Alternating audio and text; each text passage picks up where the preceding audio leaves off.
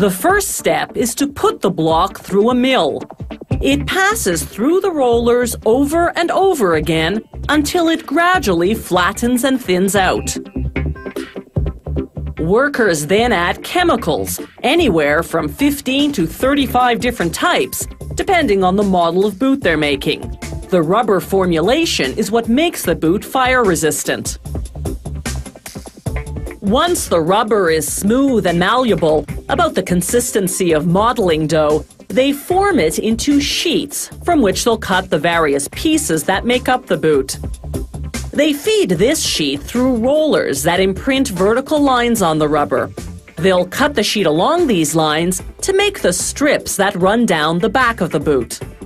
From another sheet of rubber, using a handheld die, they cut one layer of the multi-layered sole. They run an extra thick sheet of rubber through rollers that imprint a tread pattern. Then workers cut out the bottom soles.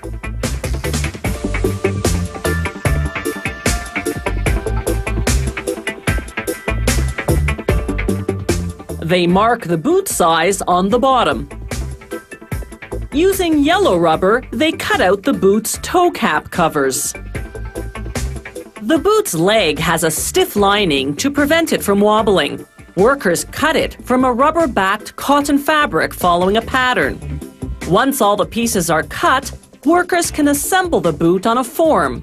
They start with the lining, wrapping it around the front and gluing it closed at the back. Then they glue on the insole. For this model, it's made of rubber-backed felt. They secure the lining seam and seal it with one of those rubber strips we saw earlier. Now, the vamp, a piece of felt reinforced with a thin layer of rubber. This gives the boot strength. Next, the toe cap sponge, made of rubber compounds.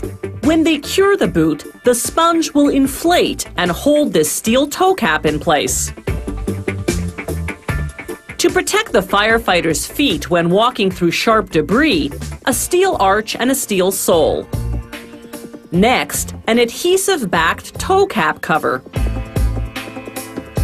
Then a felt sole to protect the firefighter's foot against heat. It has a steel arch for stability when the firefighter climbs the ladder. After applying a rubber heel reinforcement, they cover the lower part of the boot with yellow foam for insulation. They secure it using a strip of rubber. Now they finish the bottom of the boot in black rubber. They reinforce the back and sides in yellow rubber and finish them off in black rubber.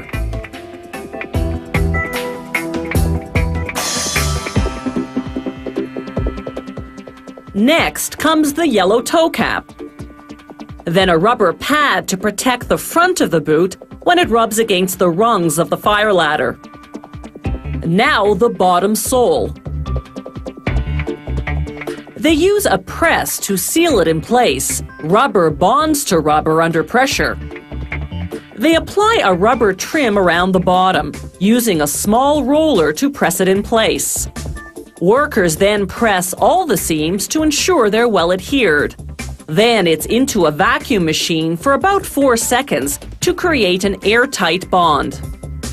Finally, the boots go into a giant oven that heats them to 140 degrees Celsius.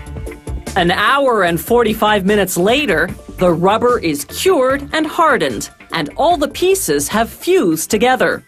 These boots are ready to take the heat.